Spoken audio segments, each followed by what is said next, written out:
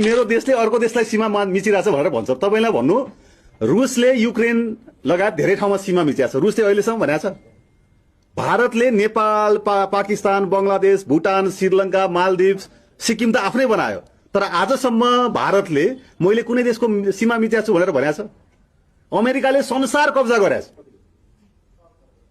हैन। तपाईको चाहिँ भेनेजुएलामा गएर राष्ट्रपतिलाई अपहरण गरेर ल्याएर मुद्दा लगाएर हैन, एक्टिङ प्रेसिडेन्ट अमेरिकाको के अरे सरी भेनेजुएलाको भनेर उसले आफ्नो चाहिँ के अरे सामाजिक सञ्जालमा लेखेको छ। तर अमेरिकाले मैले भेनेजुएलाको राष्ट्रिय स्वाधीनतामाथि आक्रमण गरेँ, भेनेजुएला मिचिए भनेर भनेको छ त।